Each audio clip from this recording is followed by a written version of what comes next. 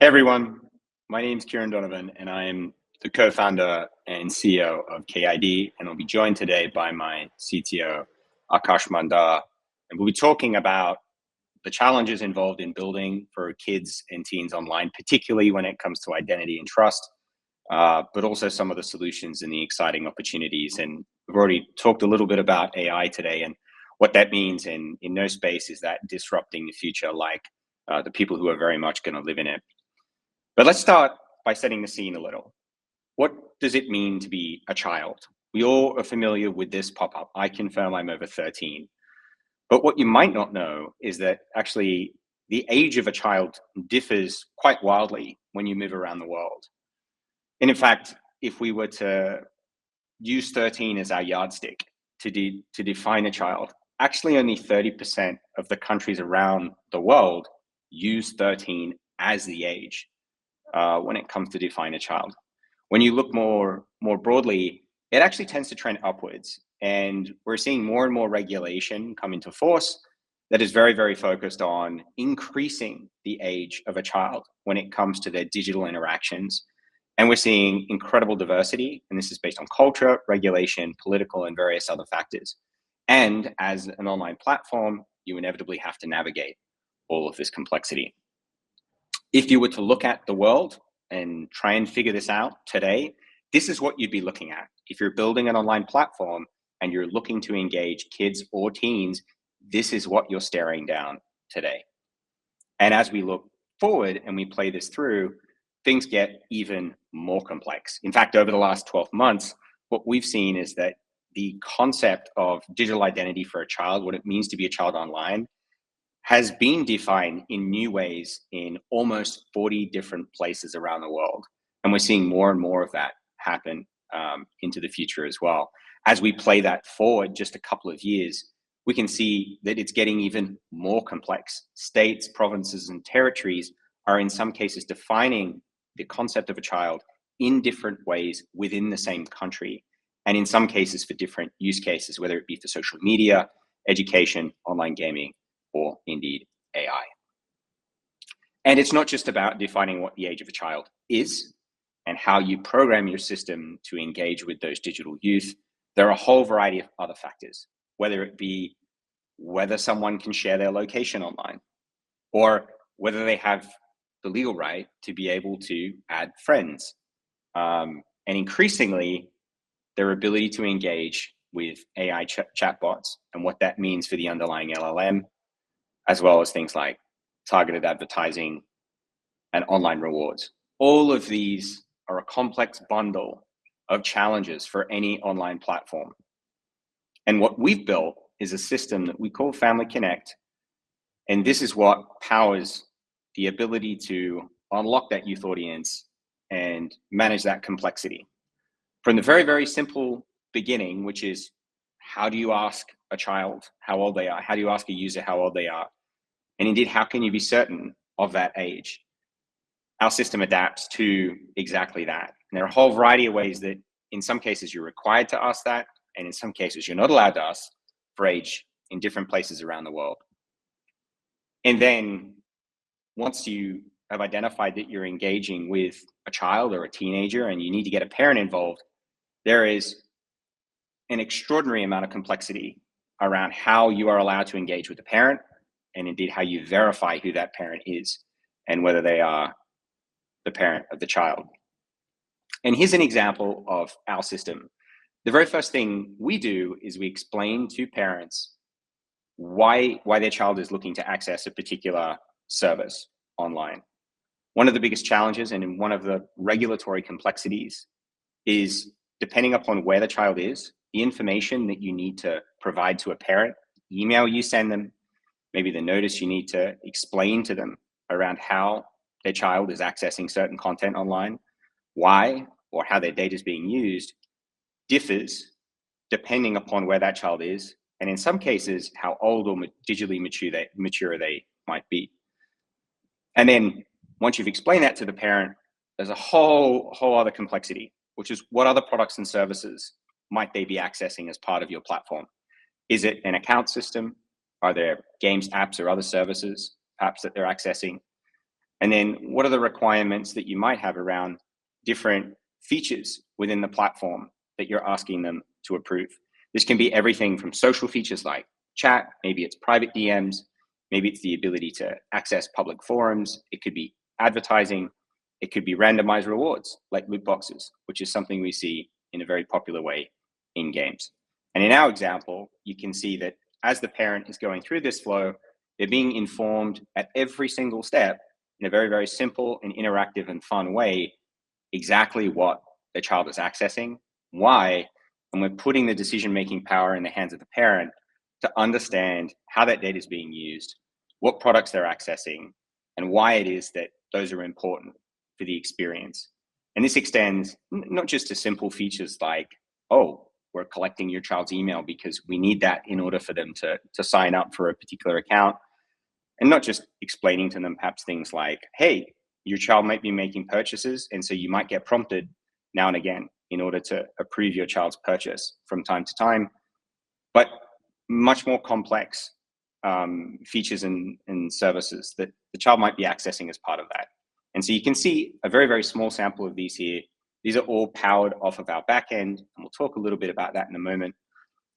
But really, it's limitless. And so you can see here just a few of the complexities involved in approving a child's access.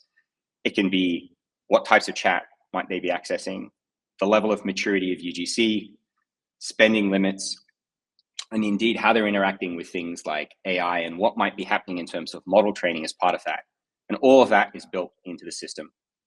That's just a small preview, but to go into the technical detail, I'm going to hand it over to our CEO, Akash Manda. All right. Hey, everyone. My name is Akash. I'm the CTO here at KID. So what Kieran explained is pretty complicated, right? There are a diverse set of regulations globally, which can make it really hard for people to comply with the regulations, which is why you see the I'm over 13 prompt everywhere. So what we do is we take all the complexity away and automate it for you. And what I'll be doing is I'll be walking through some of the tech that lets you do that. So first of all, because the regulations are different worldwide, the very first question is, do I even need to display an age gate to collect the user's age?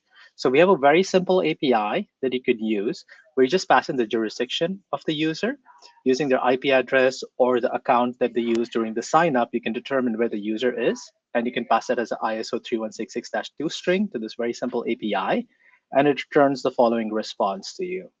So what it tells you is if age assurance is required, because the very first thing you tell someone is, hey, what's your age? And then like they have to enter like 17 or 18 or 19 or whatever the relevant age is, they'll just go enter that. So countries have come up and said, hang on, prove it. If you claim to be old enough, prove it. If you claim to be a child, go get parental consent. So in this case, it's false. Then you have approved age collection methods.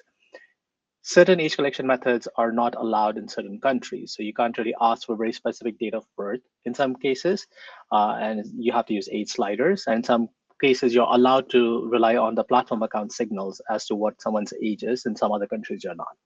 Then we also return civil age, digital consent age. And if your product has a minimum age, we also return that.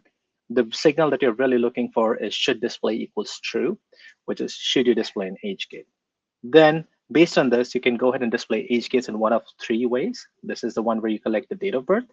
The next one is where it's a slider. And the third one is a different type of a slider that you can go ahead and implement in your experiences, right?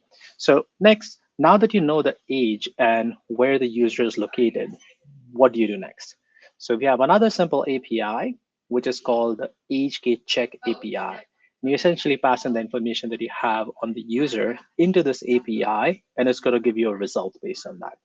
So let's look at what the format of this thing looks like. You can pass in one of three things: the date of birth using the date of birth picker, or the age of the user, which is through the age slider, or you can pass in a code. A code is a KID user ID, which we use if a particular user already has a KID account and we already know about their date of birth. So if someone's already used that, you can go do that. But let's take the first example on the next screen. Is if I enter an age of 10 in this particular game, and it had a minimum age of 10, and they're 10 years old, and now they can go ahead and access it, but they need parental consent. So what happens is you immediately get what is called a challenge, and it's of a type parental consent challenge. Now I can go involve the parent in one of multiple ways to go satisfy this challenge. What you also see on the screen over here are the three ways you could go ahead and do that. So one, you can enter your parent's email. This is on the right-hand side. The parent can go scan a QR code, or they could go to the website shown over there and enter a OTP code. So once the parent goes ahead and does that, they start going through the approval flow that Karen was showing. The second one over here is imagine the person is 20 years old. What happens in this case is they directly get into the game and they're returned what is called the session. And the status of this particular call is a pass. And over here, it tells you that they're a legal adult, they're based over here, and these are the permissions that they have. So all of the permissions are turned on for them, and they're fully player managed permissions. Cool. So what this would look like is they just enter the age, they confirm, and it just immediately starts. No challenge screens, no friction, they're just directly into the game. And the third scenario is basically the user enters the age of 5. As you would notice, they need to be prohibited and they're not allowed to play this experience. It's usually used for gating more adult content or games which have more inappropriate stuff for younger kids.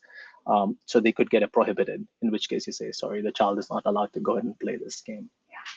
Alrighty. So what can you do with the challenge and the challenge APIs? So the first thing you can do is you can send an email to the parent. So once you have a challenge ID, you can go create a screen like we had shown over there. We collect the email address and it'll send all of the emails to the parent and they can go to the VPC, which is the verifiable parental consent process completely on their own. And the child gets permissions and they can go ahead and start playing the game or using the experience. The next thing is that we have an API called challenge/get status, where you can poll for the status of a certain challenge and see if the parent has already approved it or not.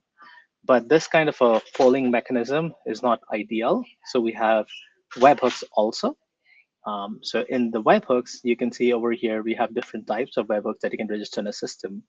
The one over here is also a challenge state change. So when a challenge goes from being created to being passed, or the parent refuses to give consent to the child, a notification will be sent to your service indicating what the status of that particular challenge is. So it can be sent to you, or you can pull it on your own.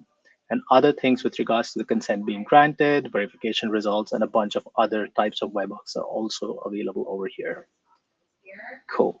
So at the end of it, like Karen was also showing you like 50 plus permissions that we go ahead and manage. So if you were to look at our system, you can almost think of it as a glorified feature flag system, where we're giving you what is allowed and not allowed based on the local regulations, what the product has configured, and what the parent feels comfortable granting their child access to. So the session that you got in the first case, if you know the session ID, which you also get when the parent goes ahead and gives consent to the player, can be put in the session get. And what you get back is something like this. Over here, these are essentially feature flags, and I'll just bring your attention to a few of these things. We allow for people to have custom permissions. So while we have 50 plus permissions that you can fully configure and manage and the geo adapt to every single country in the world, you can go define your own permissions, which you want to go seek for your product. Then the second thing is some permissions can have this off by default, where they need to be turned off and they're managed by the guardian. So only the guardian can go turn it on. So if you're 14 in certain countries, you can have access to the game completely on your own. You don't need parental consent for it, but to turn on certain features, you might need to involve your parent. Then there are permissions which are on by default, where the player is allowed to go access them completely on their own. They don't need parental consent for it. And then there are things which are off by default that the parent can go turn on. For example, voice chat in the US, it needs to be off by default until the age of 18, and the player can opt in. But under 13, you need parental consent. Between 13 and 18, the child can go manage it completely on their own. So you don't really have to worry about this regulatory fragmentation because the system of feature flags just constantly adapts this all for everything that you need to do. And then we have this other API, which we did not really talk about much initially. It's called get default permissions. So sometimes you might say, hey, I don't want to go get the parent involved. I don't want to go to this elaborate list of things. I just want to adapt the experience automatically, and I'm not going to process the child's data until I get parental consent. you can go ahead and do that and tailor your experiences and defer getting the consent to a later time, as long as you can turn off the data processing for the child. So what you would do over here is you would just enter the location and the age signal as a code, age, or date of birth, and you'll get back a set of permissions in response similar to what we had shown before. Alrighty. So I went through a lot of the stuff really quickly, but what I wanted to show you is the next slide. Where here's where you can go define your products and you can go do everything. That's what we call KID workflows. So we just scratched the surface of what KID has to offer. We talked about the age kit, how you can go determine the age globally. Talked about the consent kit, feature kit, and age verification. But the whole suite includes all of these things in our offering. But I felt that this was still too complicated. Like I just walked you through the internals of how something like this can be done. But we're here at Okta's Dev Days. So let's figure out how we can go integrate this into Auth0 for a more seamless experience. So let's think that this is the latest version of the AI chatbot that Carla and Bill came up with. It has all the fine-grained access controls and all of the generative AI controls from Okta. But now you, as someone who is getting everybody globally to sign up for this, needs to be compliant. What would you go do? So the first thing is you would go ahead and look at this trusty choose an account screen. Next slide, please. Where you can say, okay, I'm going to let people sign in with Google. Great. I go ahead and sign in with Google. I give it all of the permissions, which is the next screen, and then the next screen. The very first thing I need to know is I need to collect information about where you're located, what your birth date is, and what your name is to give you a more age adaptive experience globally. Then if I determine that you need parental consent, you can go ahead and click next. And you have 3 ways of engaging your parents, like we showed before. And all of this can be integrated directly using the forms in Auth0. So you can go ahead and have the parent email, you can have a QR code, you can have your ask your parent to play. Then next, so the parent can go ahead and select the child. The parent can go ahead and look at the data notices, which is what the parent is supposed to know as to what data is going to be collected and how it's going to be processed by the online service. So all of this can again be configured directly in KID. You don't need to do any of that. The next screen would be where the parent can go ahead and say what permissions are allowed. So the way an AI chatbot would probably talk to a 10-year-old is very different from what they would talk to a 15-year-old or a 21-year-old. And also what kind of content and stuff is appropriate for them has to be tailored. So this is where all of the permissions and preferences come into play. And on the next screen, before the parent can go ahead and give a consent to a child, we need to verify them to make sure they're actually an adult and they're allowed to give permission. And these rules also vary globally, but it's all fully taken care of by KID for you. And once the parent has gone ahead and given the approval, congratulations, everything is all good. Next slide, please. And then they can go ahead and complete the account creation for an underage user. If this was a user which was of a normal age and they did not need parental consent, you would directly go here. So just by using forms integration with Auth0, you can integrate KID completely behind the scenes. And what you end up getting is a set of feature flags using which you can go ahead and tailor experiences for everybody globally. So next one, you no longer need the I confirm I am over 13 prompt, but you can go ahead and expand your audience to everyone globally. And yeah, and that is our time. Thank you so much.